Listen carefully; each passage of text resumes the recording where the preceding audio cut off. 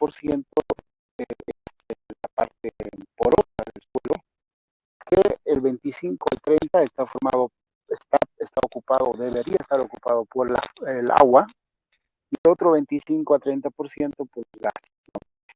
Es ahí donde nosotros entonces podemos ubicar a la fase líquida del suelo, ¿de acuerdo? O sea, no está lejos de o sea, no está ajeno a la composición del suelo, la fase líquida. Bueno, esta fase líquida del suelo, en muchos libros los van a encontrar como la solución del suelo, ¿ya? Pero para llegar a la solución del suelo vamos a un poquito contextualizar sobre la importancia que es este recurso hídrico en toda nuestra, bueno, para la humanidad, ¿no?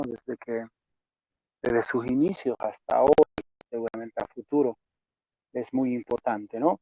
Ahí tenemos algunos que seguramente han variado algo a la actualidad, pero yo creo que han variado demasiado, ¿no? Todos sabemos que hay una tremenda relación entre nuestro planeta y nuestro cuerpo, ¿no? 70% de nuestro planeta es agua y 30% es sólido. Y algo similar ocurre con los seres vivos, ¿no? Ya sean plantas, animales y humanos, ¿no? Claro que en algunas plantas a veces esa relación se aumenta un poquito más, 80-20, ¿no? Pero bueno, estamos ahí cerca de una relación interesante con nuestro planeta. El agua, como verán ustedes, es muy importante. A pesar de haber en gran cantidad, esta agua no es, digamos, disponible, ¿no? No es fácil de aprovechar esta agua por las plantas, por los humanos, porque si bien el 70% es agua en el planeta, pero gran parte de este líquido, pues es, fíjense, salada, ¿no? Del 70% de agua, el 94%, fíjense, el 94% es agua salada. Quiere decir que es el agua que se encuentra en los océanos, ¿no? Ya de ahí se deriva un 6% del agua dulce, el que ya de ahí, bueno, se encuentra en la parte de subterránea, está en los glaciales. Ya no hay muchos glaciales, ¿no? Ya no hay muchos glaciales en esta época. Ustedes como ingenieros por ahí han podido visualizar los glaciales que se han ido desapareciendo, ¿no? No está, por si acaso no está compartiendo. Ah, no, qué barbaridad. A ver, vamos a corregir eso.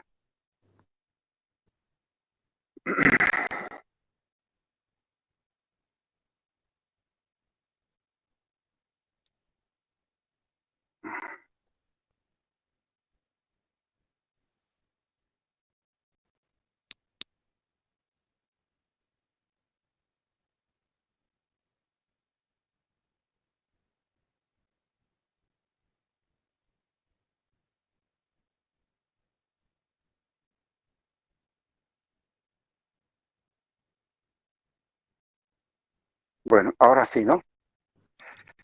Sí.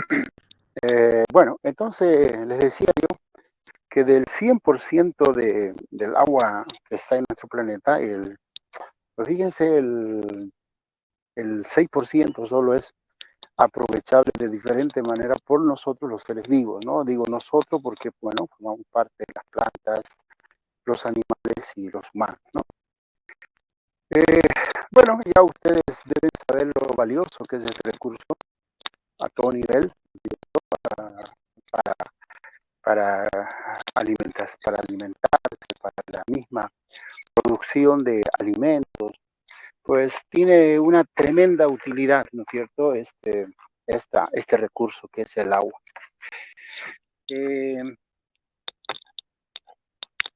Por lo tanto, la fase líquida del suelo no queda exento de esa importancia que tiene que tener el agua, ¿no?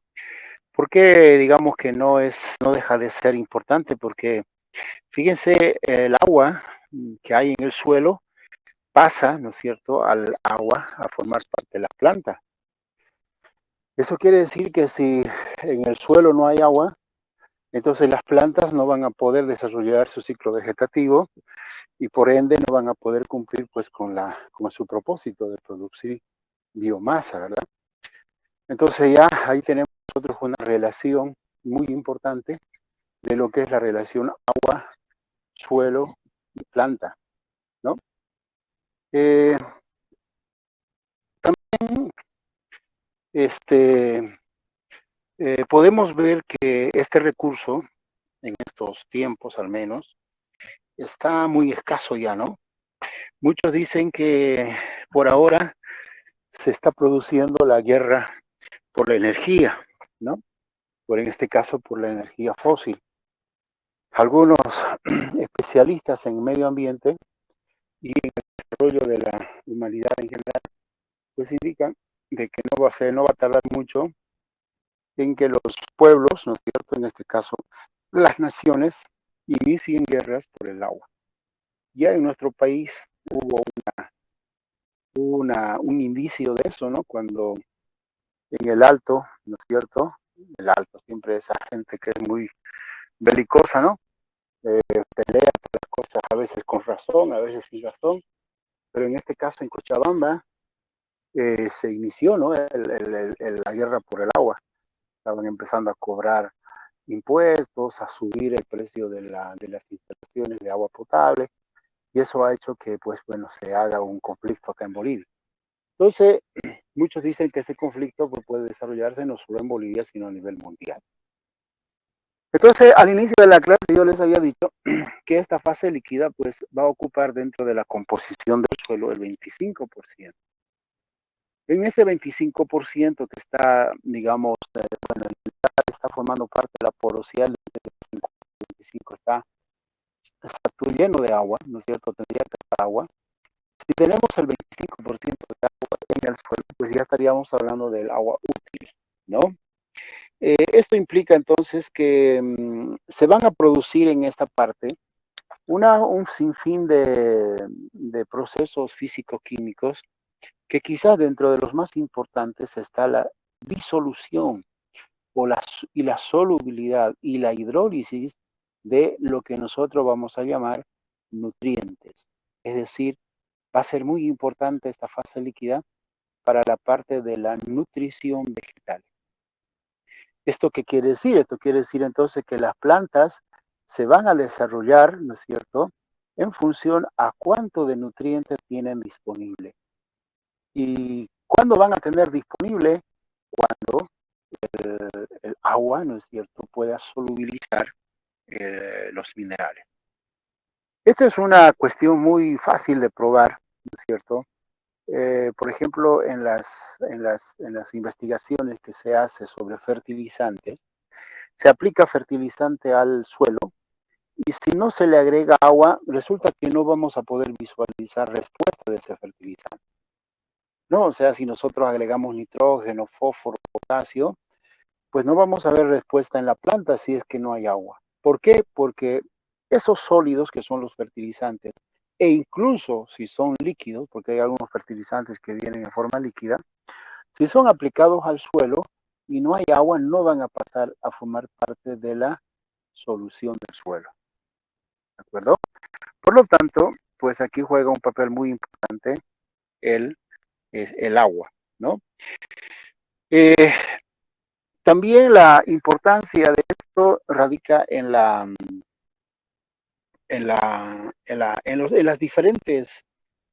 los diferentes líquidos o, perdón, en los diferentes formas que se puede encontrar el agua en nuestro planeta, en la atmósfera, en el suelo y obviamente en su estado natural que es en estado líquido. Ustedes verán ahí, por ejemplo, que el agua tiene una importancia, una dinámica muy importante. Y esa dinámica nosotros la hemos conocido como, o la conocemos como el ciclo hidrológico, ¿no? Entonces el ciclo hidrológico, fíjense ahí en esa figura que está a la derecha, pues empieza no puede empezar por la precipitación, bueno, es un ciclo, ¿no? Puede empezar, pero la cuestión es que el agua va pasando en diferentes fases, sólida, líquida y gaseosa, en diferentes lugares de nuestro planeta, y pues va formándose eso lo que se llama el ciclo hidrológico, ¿no? Nosotros no estamos excepto de ese ciclo, porque fíjense, en nuestro país, en todos los países, ahí están las estaciones, ¿no? Las estaciones. En este caso, nosotros ahora estamos en la época lluviosa, llamada verano, y pues significa que esas lluvias se están produciendo por la acumulación y el traslado de masas húmedas, ¿no? De otras zonas donde, digamos, en esta época no es verano o las lluvias no son muy frecuentes.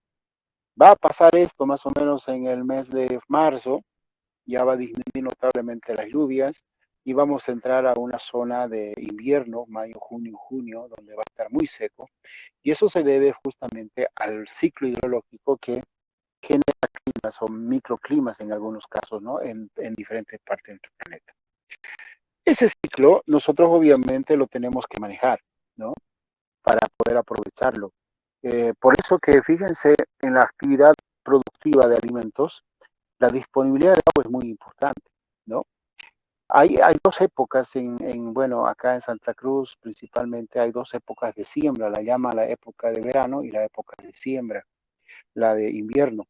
Pero interesante esto porque estas épocas se realizan en diferentes zonas, ¿no? Por ejemplo, en la zona sureste, la siembra de verano es muy frecuente, o sea, el área productiva es muy amplia. ¿Por qué? Porque justamente en este momento hay una buena humedad. Y a veces hay demasiada humedad que más bien en vez de beneficiar perjudica, ¿no? Y cuando la humedad disminuye, el agua de precipitación disminuye, entonces en esas zonas, en el sureste del departamento, no se siembra o se siembra muy poco y se va a la parte norte, donde en la época de invierno la humedad es un poquito mayor.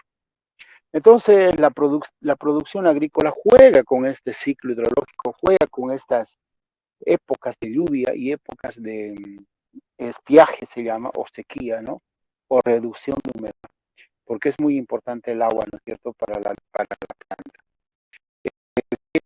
La planta, fíjense ahí en esa figurita, puede desarrollar una gran cantidad de raíces y hay otras plantas que pues desarrollan raíces no solamente en forma lateral, sino verán ustedes hay que desarrollan en forma vertical. Se llaman a esas raíces pivotantes, ¿no? Y hay algunas plantas que tienen esa particularidad, de tal manera que aprovechan el agua subterránea que está en el subsuelo, ¿no? Entonces desarrollan raíces a altas profundidades y bueno, pues aprovechan ya la humedad. Y por eso que esas plantas no sufren de lo que se llama el estrés hídrico, ¿no? Una de esas plantas, por ejemplo, es el eucalipto. No sé si ustedes saben los cipreses también, ¿no? No sé si han escuchado ustedes un tabú, dice, pucha, si en la zona donde se siembra eucalipto, se seca, dice, ¿no? La zona. Bueno, eso significa que evidentemente el agua, para empezar, el eucalipto y los pinos generan ambientes poco hostiles, ¿no?, para la variabilidad. No se desarrollan plantas, se los conoce como barreras ecológicas porque algunas aves, bueno, la fauna en general, no resiste ese olor intenso. No sé si ustedes alguna vez han estado en un bosquecillo o en un bosquete se llama, ¿no? De pino, por ejemplo, o de eucalipto, ¿no? Allá adentro es un poco, el olor es bien fuerte, ¿no? Bueno, claro, ya ustedes saben que el eucalipto de entrada tiene un olor bastante fuerte. Y entonces cuando hay varias plantas, esa fragancia, que es un gas, evidentemente se concentra. Y eso hace que alguna fauna pues no se vaya desarrollando en esas áreas verdes, plantas no se desarrollan, por eso que se los llama barreras ecológicas, ¿no? Y estas especies tienen la particularidad de desarrollar raíces bien profundas que, claro, no desarrollan otras plantas excepto ellas. Por eso dicen, pucha, seca el suelo o seca a las demás plantas, ¿no? Y es por esta razón. Por lo tanto, cuando la fase líquida del suelo, digamos, bueno, de entrada está en base a las precipitaciones, está en función a las precipitaciones. Y ustedes, bueno, saben que las precipitaciones son aleatorias, ¿no? Es decir, un factor que no se puede controlar. Se puede mitigar de alguna manera, claro, pero no se puede controlar, ¿no? Y la mitigación en áreas pequeñas es el riego. Ahí ustedes verán una fotografía donde los surcos pues están, digamos, con riego, ¿no? También quizás también se podría confundir con drenaje. Evidentemente hay algunos surcos que hacen de drenaje, principalmente en función al tipo de riego que se vaya haciendo, ¿no? Por ejemplo, ese riego ahí se llama riego por gravedad. Entonces todo el agua va avanzando en la longitud del surco y el agua va infiltrando y lo que no infiltra pues va drenando, ¿no? Quizás es la forma más ineficiente de hacer riego. Hay otras maneras más eficientes de hacer riego, pero pusimos esa fotografía para que se vea la evidencia de que sí, en algunos casos se puede mitigar con el riego. Pero digo en algunos casos porque eso depende del lugar, porque para aplicar riego tenemos que tener disponibilidad de agua y eso significa que tendríamos que estar cerca a cuencas o a microcuencas, ¿no? Y si no, pues hacer tu pozos subterráneos, que también es una dificultad muy alta, ¿no? Tanto técnica como económicamente. Entonces, si tenemos disponibilidad, pues podemos hacer ese riego, ¿no? Y de esa manera nosotros podríamos de alguna manera compensar, ¿no? Esos problemas de estrés hídrico que se genera a partir del ciclo hidrológico. Bueno, cuando el agua de una u otra manera llega al suelo, entonces el agua, pues en el suelo está en diferentes, digamos, capas o zonas, ¿no? Evidentemente, la zona de saturación es lo que nosotros conocemos como el agua líquida prácticamente que nosotros podemos encontrar cuando hacemos algunas excavaciones, ¿no? Cuando se hace excavaciones a diferentes profundidades, también dependiendo del lugar, pues empieza a salir agua y esa vendría a ser la fase saturada del suelo. Esa fase saturada del suelo, de acuerdo a la época, ustedes saben que sube o baja, ¿no? Sube en épocas de alta humedad y baja en épocas de baja humedad, y eso se llama el nivel freático, ¿no? El nivel freático en algunas zonas es muy limitante del desarrollo de las raíces, porque si el nivel freático es muy superficial, es decir, llega bastante a casi cerca a la superficie, reduce entonces el desarrollo radicular de las plantas, porque no se olviden que las plantas respiran a través de las raíces, ¿no? Y entonces si el suelo está saturado, pues el oxígeno se reduce y entonces algunas plantas, la mayoría, se ve afectada, excepto algunas, como el caso de las acuáticas, ¿no? O en el caso del arroz, que facilita más bien el agua, el desarrollo de este tipo de plantas. Pero entonces el nivel freático vendría a ser de alguna manera un problema en algunos casos, ¿no? Después estaríamos entrando a la zona intermedia, donde ya hay una relativa cantidad de humedad, donde evidentemente la podemos llamar como una zona no saturada, y podemos decir incluso que en esa zona intermedia se encuentra el agua que puede ir aprovechando la planta. Dependiendo del tipo de suelo, dependiendo la formación del suelo, esa zona intermedia pues puede estar a una cierta profundidad. Y lo ideal es que esté pues a la profundidad donde abarcan, ¿no es cierto?, las raíces, ¿no? Donde exploran las raíces. Y finalmente tenemos quizá la zona más superficial, que es la zona de evapotranspiración. Y esa zona de evapotranspiración también forma parte del agua que puede aprovechar la planta, porque está muy superficie y hay algunas plantas que sus raíces son muy superficiales, y entonces no llegan, digamos, a la zona intermedia, pero sí pueden llegar fácilmente a la zona de evapotranspiración. Y entonces en ese caso, digamos que esta zona de evapotranspiración pues, no solamente serviría como agua para las plantas, sino también es una zona donde se pierde una gran cantidad de agua por evaporación, ¿no? Entonces eso puede ser una cuestión muy negativa al momento de valorar, digamos, la calidad y la cantidad del agua en el suelo, ¿de acuerdo? Bueno, entonces otro factor que limita el suelo es evidentemente la topografía, ¿no? Ahí ustedes verán que en zonas altas, evidentemente la humedad es más escasa que en zonas bajas, ¿no? En zonas bajas, evidentemente, el agua se acumula en algunos casos y generalmente las zonas bajas tienen un mal drenaje, ¿no? Entonces es donde se acumulan las aguas que vienen de las cuencas o las microcuencas que están en zonas montañosas, zonas de alta pendiente. Nosotros aquí en Santa Cruz, por ejemplo, estamos en zonas bajas, por eso se llama zona baja, y donde pues, por eso que cuando llueve allá en el occidente, nos llegan el agua, ¿no? Nos llega a través de las cuencas, tanto de la cuenca del río Piraí como la cuenca grande, ¿no? Del río Grande.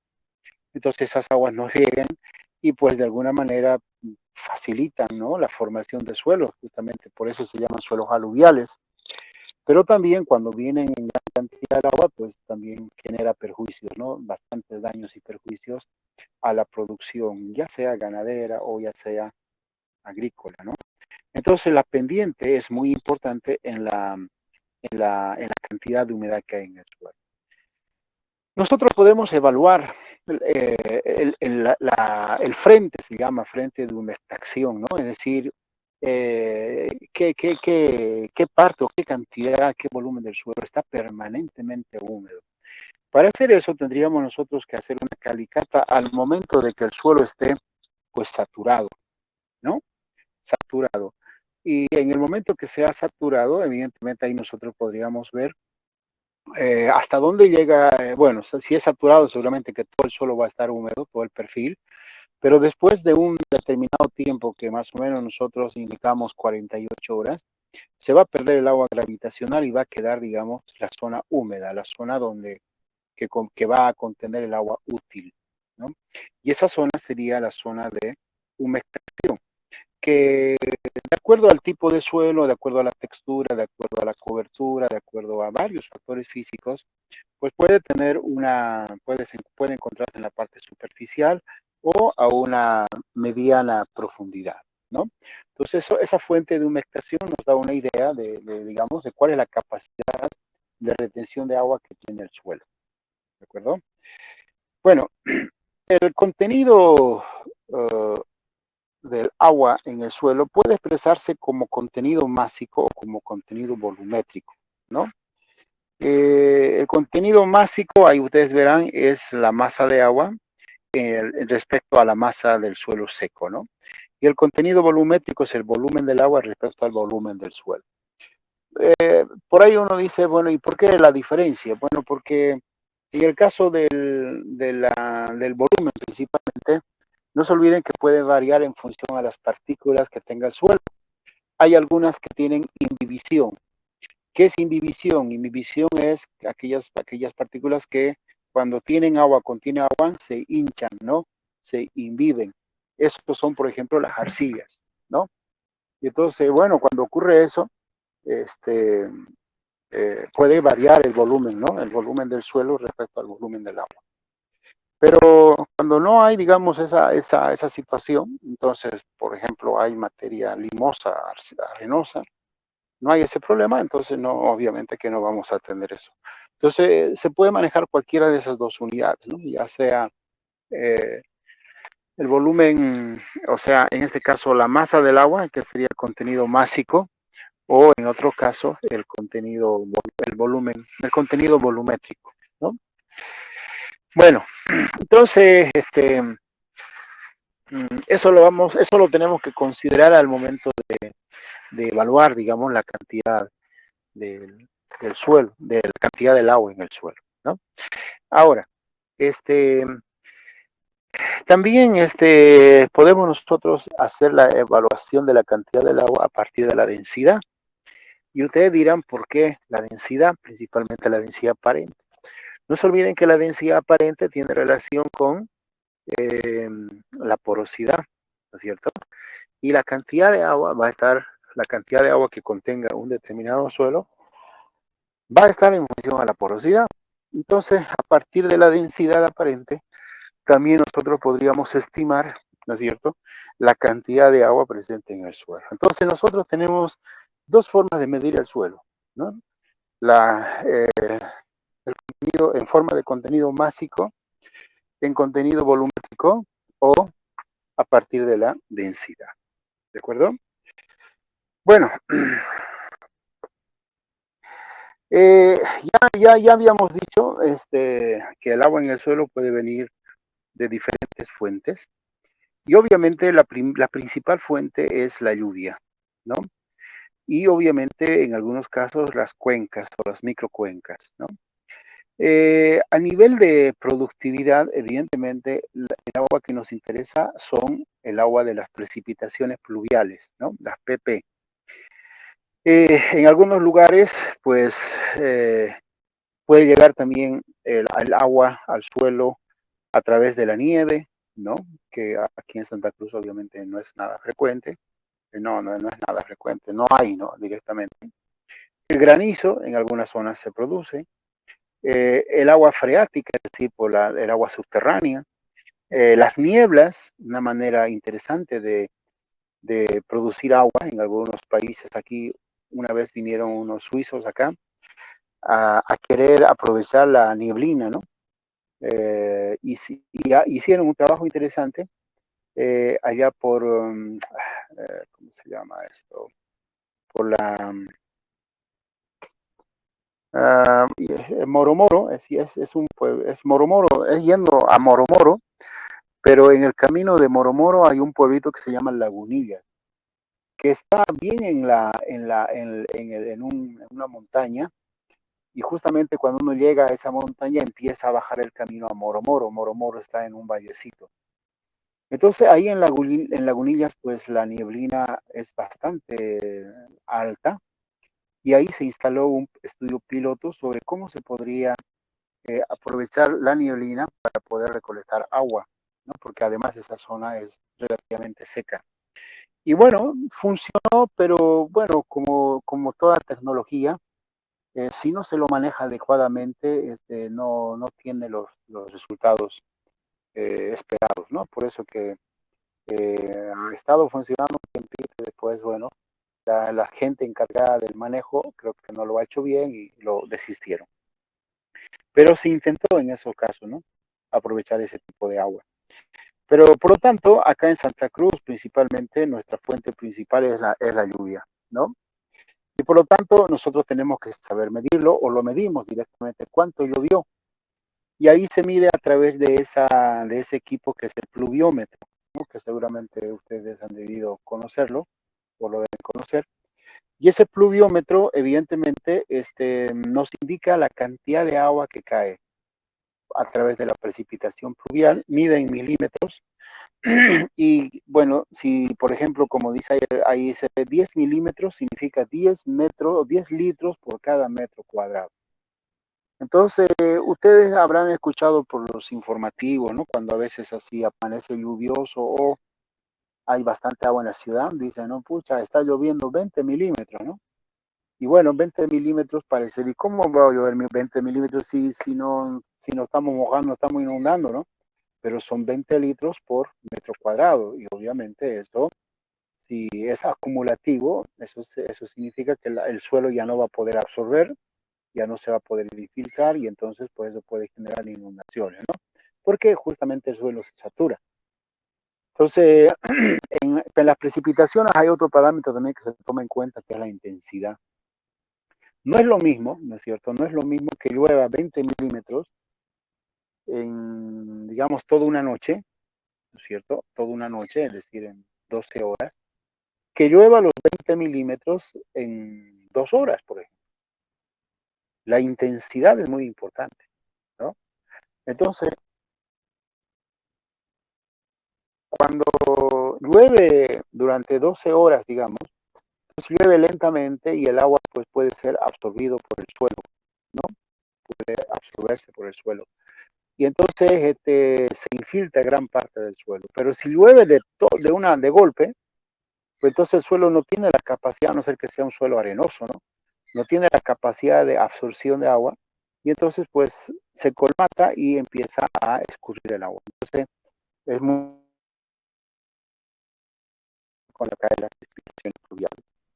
Estas precipitaciones pluviales obviamente se los tiene que medir y se los tiene que graficar y generalmente se los representa en cantidad de agua por mes, ¿ya?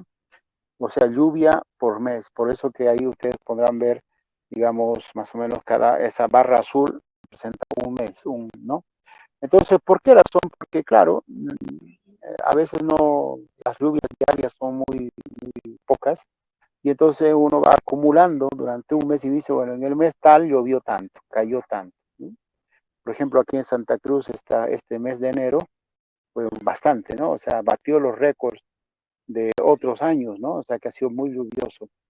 Y bueno, dicen algunos, ¿no? Enero loco, febrero poco. Entonces quiere decir que en febrero, pues algo va a disminuir, ¿no? O algo tendrá que disminuir. Entonces se lo grafica así y ahí uno puede observar qué meses son lluviosos, qué meses son escasa de lluvia, ¿no? Son secos.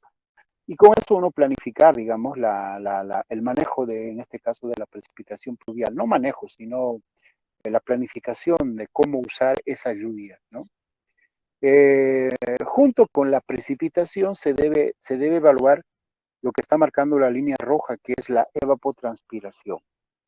Porque lo que al final a nosotros nos interesa de la lluvia es que haya lo que se llama un equilibrio hidrológico, ¿no? Un equilibrio hídrico en el suelo y es el suelo el que es el que maneja más o menos ese equilibrio, ¿no? Y ese equilibrio más adelante está, pero se lo voy adelantando, es que cuánto cae al suelo y cuánto se pierde del suelo. Entonces, si cae bastante y se pierde poco, entonces quiere decir que hay una buena cantidad de agua en el suelo y quiere decir esto que las plantas no van a sufrir ese famoso estrés hídrico, ¿ya? Pero si es lo contrario, por ejemplo, cae poco y se pierde bastante, entonces eso quiere decir que va a haber poca cantidad de agua retenida en el suelo y muchas de las plantas van a sufrir con seguridad el estrés hídrico, ¿no? Y que si este estrés es prolongado, pues directamente muere, ¿no? Entonces es muy importante saber cuánto cae y cuánto se pierde.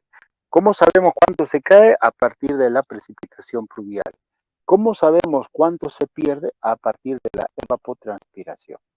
Seguramente ustedes han debido ver en alguna materia cómo se calcula la evapotranspiración o cómo se mide la evapotranspiración, ¿no? Hay varios modelos matemáticos en función a temperatura, incidencia solar, radiación solar, bueno, varios factores, varias variables que se toman en cuenta para medir la evapotranspiración, ¿no? La ETP.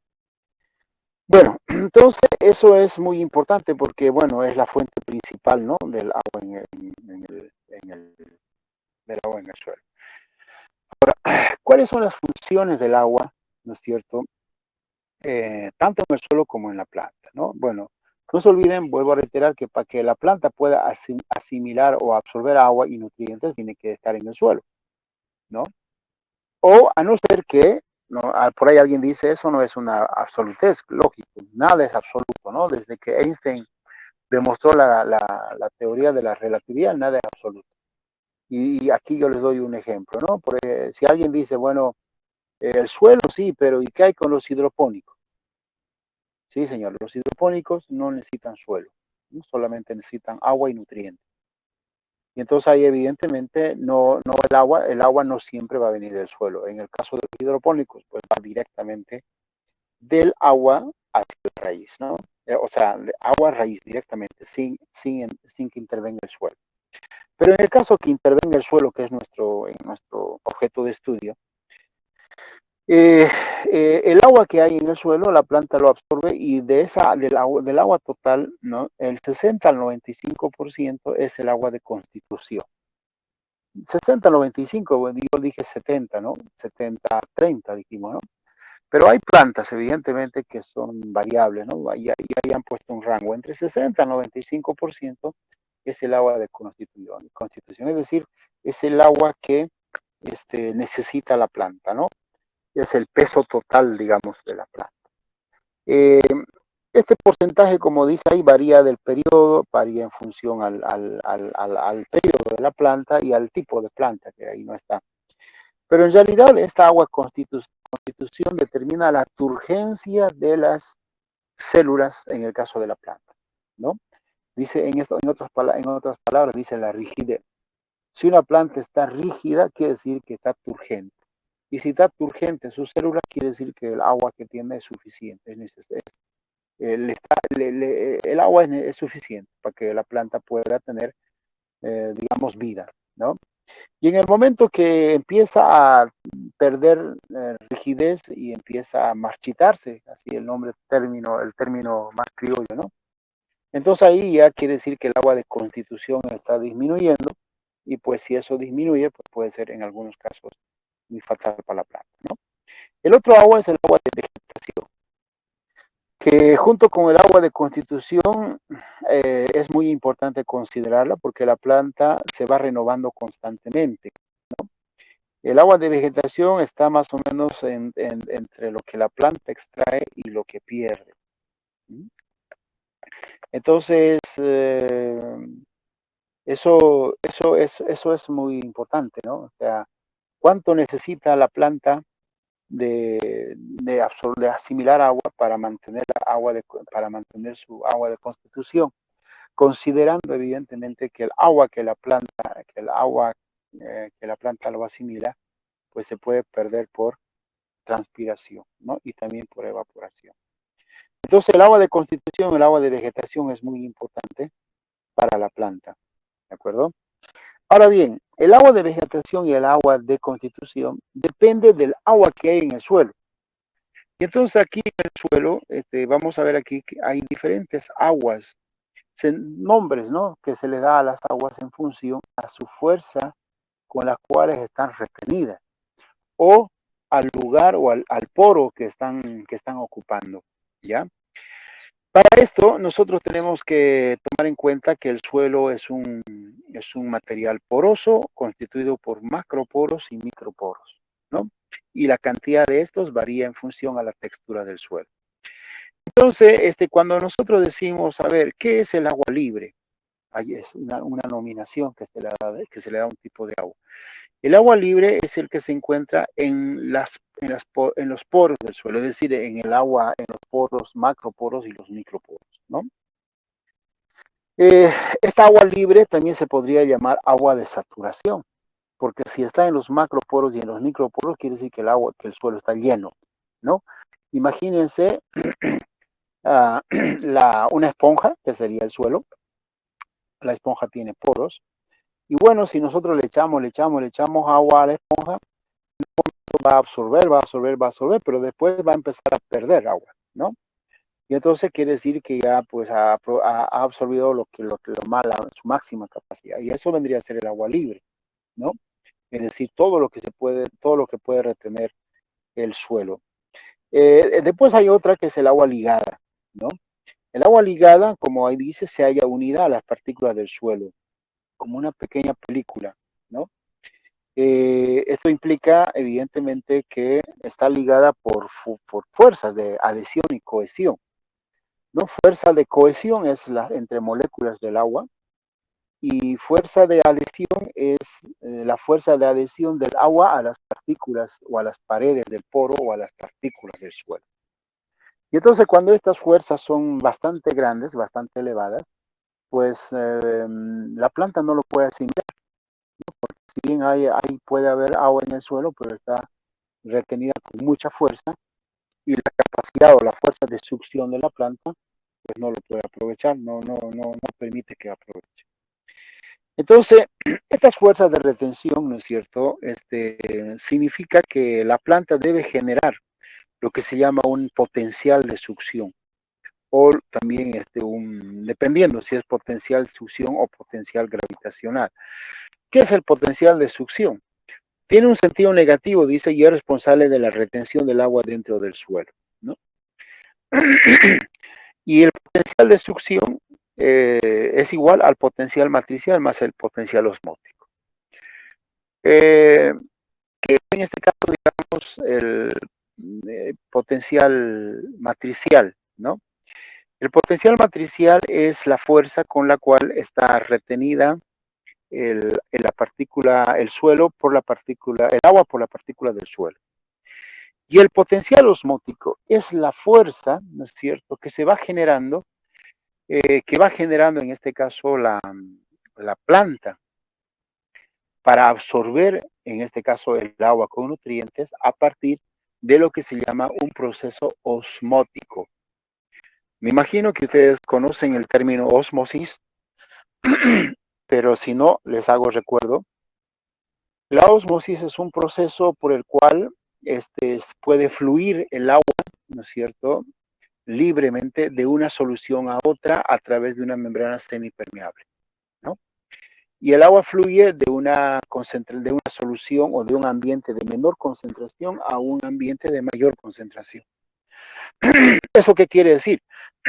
Esto quiere decir, por ejemplo, para que la planta absorba agua y nutrientes, en el suelo la concentración de la solución del suelo tiene que ser menor a la concentración del líquido que va circulando como agua constitucional, estas dos que dijimos, ¿no? En el agua, en el suelo, agua constitucional y agua de vegetación. O sea, si bien decimos agua, pero en realidad no son agua, ¿no? Sino son soluciones nutritivas que nosotros las llamamos savia, ¿no? Que tienen una gran concentración de nutrientes. O sea, los líquidos que van circulando por la planta son soluciones, no es solamente agua, ¿no? Y entonces esa solución tiene que tener mayor concentración respecto a la concentración de la solución del suelo, de tal manera que se pueda generar el potencial de succión. Si no se genera eso, si no se da eso, pues el potencial de succión fuera al revés. Es decir, que en vez de ganar agua y nutrientes la planta perdería agua y nutrientes, ¿no? Y entonces en este caso se deshidrata y se seca, ¿no? Entonces eso es lo que tenemos que tomar en cuenta cuando vemos o cuando tenemos que considerar cómo el agua pasa a la planta, ¿no? A qué fuerzas son las que intervienen tanto en la fuerza de retención como en la fuerza de succión. ¿Mm? Bueno, el potencial matricial, le decía, es la fuerza con la cual las partículas retienen a la molécula del agua. Ahí están. Y estas fuerzas, uno dice, ¿y cómo se generan estas fuerzas? ¿No? Pues este potencial matricial es debido a la fuerza de absorción y capilaridad. ¿Ya? Absorción, fíjense, es con D, no es con B, porque una cosa es absorción y otra cosa es absorción. Absorción significa que retiene el agua, pero sin que la partícula, digamos, sin que la partícula del suelo lo tenga, ¿no es cierto? O sea, lo tenga, como le dijera. Es como la molécula del agua solo estaría pegada a la partícula del suelo. Eso sería absorción. Absorción sería que el agua pasa a formar parte de la partícula del suelo. ¿No? Ahí clarito ven ustedes ahí la figurita esa, el color café está ahí el color café representaría la partícula del suelo y esas elipses de color celeste o azul representarían las moléculas del agua, ¿no? Y ustedes saben que las moléculas del agua tienen cargas positivas y negativas y eso es lo que de alguna manera genera esto de lo que es la absorción, ¿no? Ahora, la capilaridad es otra fuerza que interviene en el potencial matricial. ¿Qué es la capilaridad? Ustedes han debido, en química, me imagino, en biología también tal vez, han visto la capacidad, tubos capilares, ¿no? Han debido escuchar tubos capilares. Fíjense, cuando uno introduce un tubo capilar al líquido, al agua, por ejemplo, resulta que sin hacer absolutamente ningún otro movimiento, ninguna otra succión, por ejemplo, una pipeta. Y aquí les voy a dar un ejemplo. Hay pipetas de diferente capacidad, ¿no? Ustedes imaginan una pipeta de 10 ml, es una pipeta muy gruesa. Si bajamos a 5 ml, la pipeta es más delgadita. Si bajamos a 1 ml, la pipeta es mucho más delgadita, ¿no? Mucho más delgadita. Pero ambas, para cargar el líquido en la pipeta, tenemos que succionar, ya sea con la boca, que no, bueno, en esta época ya no se lo debe hacer, sino que hay que utilizar una propipeta. La cuestión es que hay que succionar, hay que tener una fuerza de succión. Pero resulta que la pipeta de 1 ml incluso en otras pipetas de 0,5 ml, las micropipetas que se llaman, pues uno coloca la pipeta y por capilaridad sube líquido. Entonces, que donde sube por capilaridad, quiere decir que es exactamente el diámetro de casi a un tubo capilar. Sin hacer ninguna succión, el agua empieza a subir. Y mientras más delgadito la pipeta, o en este caso el tubo, más sube, o sea, alcanza mayor columna de agua, ¿no? Y obviamente, ustedes saben que la columna de agua es una medición de fuerza, ¿no? Una medición de presión. Entonces, eso es la capilaridad, ¿no? La capilaridad va a tener más o menos fuerza en función a que si el agua está en un tubo capilar, es decir, en el suelo hay un tubo capilar, no, pero los microporos hacen de capilares en el suelo, ¿entienden? Hacen de capilares en el suelo. Y entonces, cuando en los tubos capilares, o en este caso en los microporos se encuentra el agua, pues entonces ahí, digamos, se va a generar esto que se llama la fuerza de capilaridad, ¿no? Esa fuerza con la cual el agua está subiendo hacia la superficie, ¿no? Entonces, estas son las dos fuerzas que generan el potencial matricial. Bueno, esta es la fuerza osmótica que les dije, ¿no? Que ahí ustedes pueden ver una membrana semipermeable y el agua pasa de una solución de menor concentración a una solución de mayor concentración, que es lo que ocurre en las plantas, ¿no? Bueno, ahora, una vez que ya sabemos cómo la planta absorbe el agua, qué funciones, qué tipos de agua tiene que tener la planta, qué fuerzas intervienen en la absorción de la planta, el agua por la planta y también la retención del suelo, pues ahora vamos a ver podemos nosotros hacer una clasificación tanto desde un punto de vista físico como desde un punto de vista agronómico a los diferentes tipos de agua que hay en el suelo. Por ejemplo, desde el punto de vista físico, se llama agua higroscópica, agua capilar y agua gravitacional. Son esas tres clases de agua que se lo puede tomar en cuenta desde el punto de vista físico. ¿Por qué dice desde el punto de vista físico? Porque depende, digamos, de dónde está retenida, en qué parte física, en qué parte física del suelo está retenida. El agua gravitacional, ahí dices de flujo lento, de flujo rápido. Ya, ahora, ¿qué quiere decir esto? Por ejemplo, fíjense, si ustedes agarran un tubo de ensayo, un vaso de plástico, ¿no? De esos vasos desechables, y ustedes lo perforan la parte de la base y después le echan un suelo, lo llenan de suelo el vasito plástico desechable, y después ustedes echan agua al suelo. Dependiendo de la clase del suelo que tengamos, pues el agua va a pasar a través del suelo que está retenido en el vasito y va a empezar a gotear. Tic, tic, tic. Claro, ¿por qué? Porque lo hemos perforado a la base del suelo, la base del vaso. Y entonces el agua gravitacional puede ser de flujo lento, flujo rápido, dependiendo de la textura que tiene el suelo. Si es un suelo arenoso, entonces seguramente ni bien echemos, pues va a tardar nada en ya empezar a gotear, ¿no? Y va a gotear rápido porque el suelo arenoso no tiene capacidad de retención.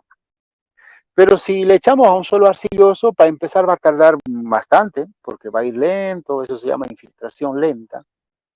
Y en un momento que empiece a llegar, digamos, a los espacios huecos, a los huecos del vasito, va a empezar a gotear, pero lentamente. Entonces, eso sería un flujo lento. Entonces, el agua gravitacional va a tener un flujo lento o rápido dependiendo de la textura del suelo. Ahora, el agua capilar puede ser disponible, capilar absorbible y no absorbible, ¿ya? Entonces, ¿esto qué quiere decir?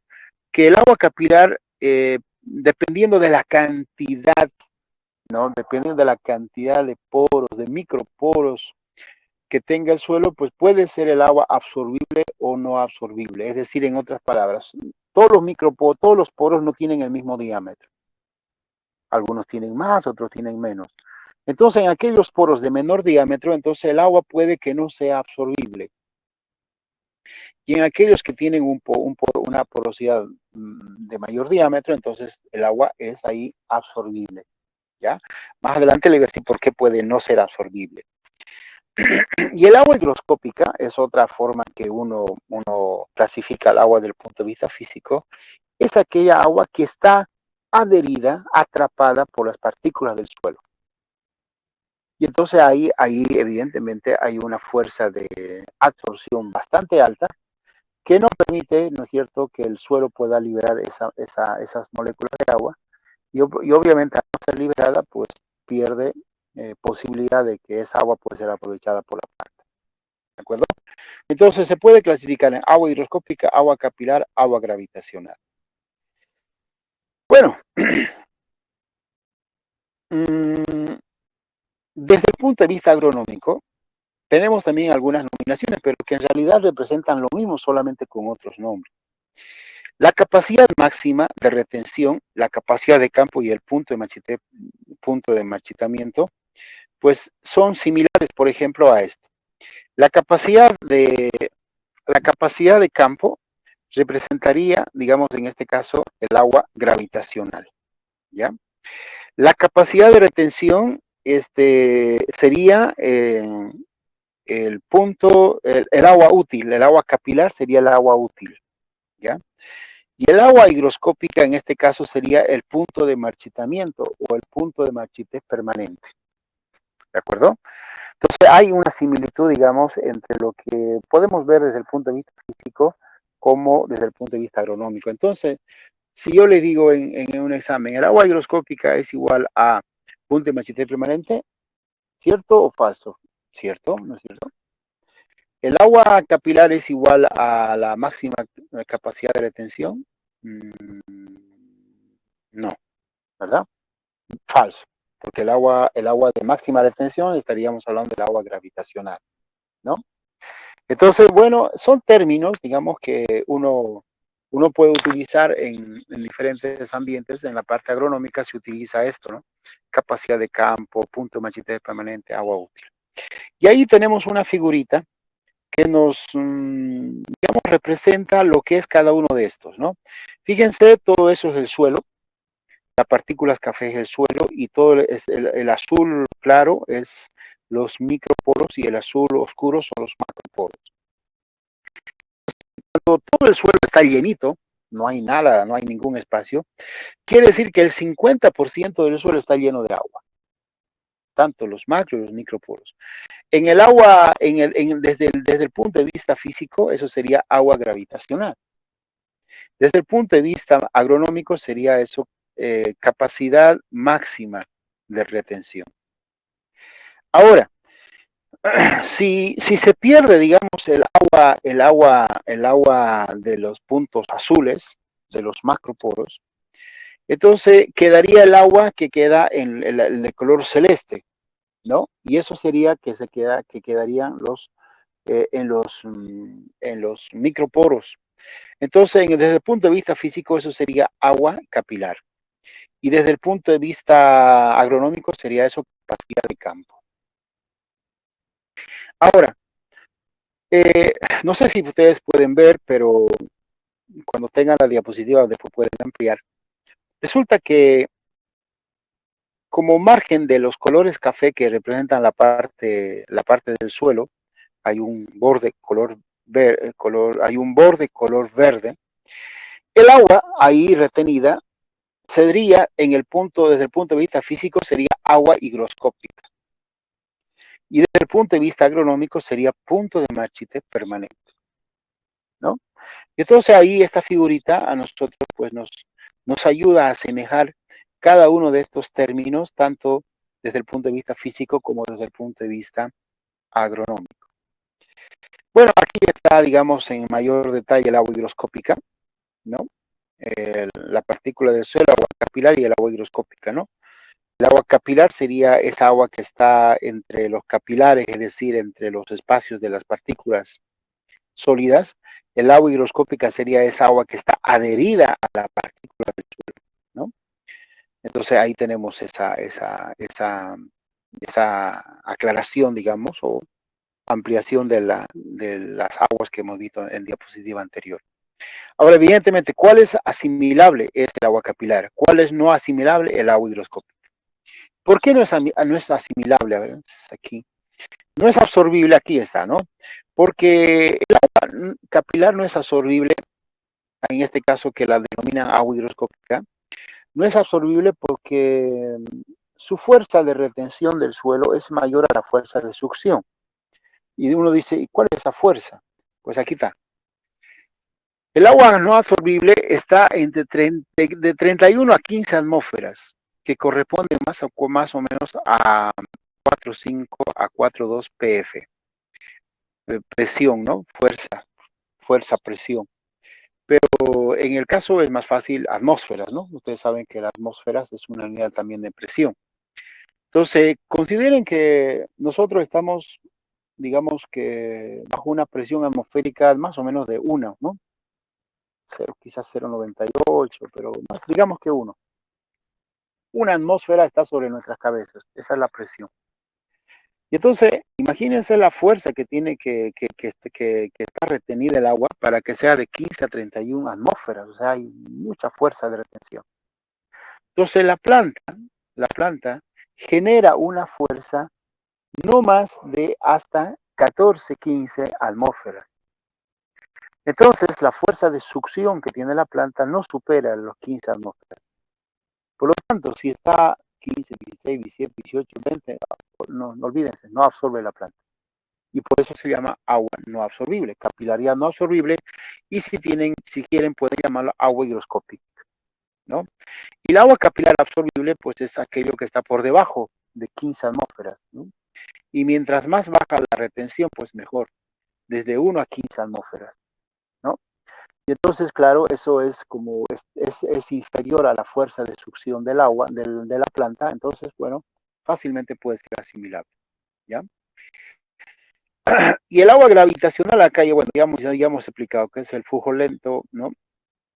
O el flujo rápido está en función a la cantidad de poros. Le dije, ¿no? Si hay arena, fluye rápidamente, si es arcilla, poco, muy lento, y eso está en función a los diámetros, ¿no? De los poros. Bueno, aquí hay otra diapositiva que les va a hacer entender un poquito más esa diferencia o esa nominación de capacidad de máxima de retención, capacidad de campo, punto de machete permanente, y el agua útil, ¿no? El agua útil, que vendría a ser, por ejemplo, el agua útil también se llama agua aprovechable, que sería capacidad de campo menos punto de machete permanente. Entonces, estas figuritas, ¿no es cierto?, representan más en detalle lo que yo hace rato les expliqué, ¿no? El agua en los microporos, el agua en los microporos, el agua adherida a las partículas del suelo. Ustedes lo van a leer y es lo mismo que expliqué la otra vez, bueno, hace rato. Y entonces más o menos ver a qué se refiere esa fuerzas, ¿no?, de retención entre el agua y la planta, ¿no? O sea, como gráficamente diríamos, ¿no? Hasta cuánto por ciento, ¿no es cierto?, del agua retenida en el suelo puede absorber la planta en función a la fuerza de retención, ¿no? Entonces ahí ustedes pueden ver las figuras. Cuando el agua es higroscópica, prácticamente no absorbe nada. Fíjense aquí arriba, no absorbe nada. Y cuando es agua gravitacional de flujo rápido o capacidad de campo, pues el agua que absorbe la planta está entre un 40 y 50%, ¿no?, del agua total. Entonces quiere decir que la planta pues fácilmente puede mantener, ¿no?, el agua de turgencia y el agua de constitución, ¿no? Entonces, bueno, esto es lo mismo que expliqué hace rato, solamente con datos numéricos, ¿no? ¿Cuánto por ciento hace que que la fuerza de retención pueda reducir o pueda incrementarse, ¿no? Aquí tenemos un resumen de todo lo que acabamos de hablar. Esto se conoce como perfil hídrico. Este perfil hídrico lo tendríamos que, digamos, se lo hace, ¿no?, en el suelo. Y esto para determinar este perfil hídrico, digamos, dónde está la capacidad máxima de retención, dónde está el punto de machete permanente. Y ustedes ven esas figuritas azules, ¿no es cierto?, que tienen diferente figura porque, bueno, las diferentes aguas se van dando en diferente profundidad del suelo, por eso se llama perfil hídrico. Y entonces esto se lo hace cuando uno hace la prueba de infiltración. O después de una buena lluvia, uno tendría que hacer la excavación y ahí más o menos sacar muestras para, bueno, para hacer las pruebas de capacidad de campo, punto de machete permanente, ¿no? Agua útil. Y en cada una de esas capas o de esas profundidades, pues saber dónde está la mayor cantidad de agua, en qué profundidad está la mayor cantidad de agua retenida. Se puede hacer eso, pero para eso hay que hacer esas pruebas, ¿no? Infiltración, capacidad de campo, punto de machete permanente, agua útil, ¿no? Y cuando uno lo hace eso, pues puede determinar el perfil hídrico del suelo. Aquí en Santa Cruz esto es complicado hacerlo porque no se olviden, les había dicho yo que aquí son muy desuniformes los suelos y entonces nosotros podemos encontrar un suelo arenoso y después un suelo arcilloso y entonces tendríamos que hacer un perfil hídrico para ambos, ¿no? Entonces un poco se complica, pero en suelo donde hay una edafización homogénea, ahí sí se puede hacer y muy fácil de hacerlo. Bueno, a ver, aquí nos quedan algunas diapositivas más, ya estamos sobre la hora, no quiero que se preocupen por las clases que tienen posteriormente. Yo se los voy a pasar esta diapositiva y bueno, para terminar con esto nos faltan unas cuantas, yo les invito a que vayan leyendo, que casi es la misma información que ya hemos visto, ¿no es cierto? Capacidad de campo, punto de machete permanente, solamente acá explicada de otra forma, vista de otra manera, ¿no es cierto? Aquí tenemos los medidores de humedad, el balance hídrico que ya les dije, la precipitación y la ETP, y aquí lo mismo, el balance hídrico. O sea, estas clases, esta información ya la vi, pero ustedes la pueden profundizar un poquito más pues si lo revisan, ¿ya? Bueno, esto era lo que tenían planificado para hoy día. Y bueno, ya una vez que nosotros sabemos cómo se genera la solución del suelo, porque al fin y al cabo eso es lo que nos interesa, ya de ahí vamos a ver qué otras incidencias tiene esta solución del suelo en la parte química del suelo. ¿De acuerdo? Bueno, si no tienen ninguna pregunta o si tienen alguna pregunta, pues pueden hacerlo para yo contestarla. ¿Tienen alguna consulta? Ingeniero, si yo tengo una duda, Dígame. ¿no es que el suelo, la parte del suelo, estábamos hablando que era 25% aproximadamente de agua y 25% de aire, ¿no? O de gases. Sí, sí. ¿Y qué pasa cuando se satura el suelo de agua? ¿Qué pasa con el aire? ¿Lo desplaza o qué pasaría? Claro, eso quiere decir que para empezar, esa agua se llamaría agua de saturación, ¿no? O estaríamos hablando de, claro, agua de saturación. Quiere decir que todos los poros, el 50% del suelo, no se olviden que el 50% del suelo es poroso, el 50% es sólido, ¿no? Materia orgánica y minerales. Entonces quiere decir que el 50% del suelo está lleno de agua. Por lo tanto, no hay aire ahí, no hay oxígeno ahí. Fíjense, esto es muy importante para algunas plantas. Por ejemplo, el maíz. Si, digamos, llovió mucho y se inundó el suelo, es decir, que se saturó rápidamente el suelo, o sea, quiere decir que en, en, en la superficie del suelo hay una lámina de agua, quiere decir que todo el perfil está. Y si no drenamos esa agua, además, si no hay dren, se mantiene esa agua ahí en el campo, pues el maíz no dura 2 días. Es como un ser humano, ¿no? O sea, imagínense nosotros cuánto tiempo podemos resistir con oxígeno que podemos absorber, inhalar al momento de meternos a la piscina. Inhalamos y nos metemos a la piscina. En el agua obviamente hay oxígeno, ¿no? Porque H2O, hay oxígeno, pero ese oxígeno nosotros no podemos asimilarlo, no tenemos branquios, ¿no? Como los pescados.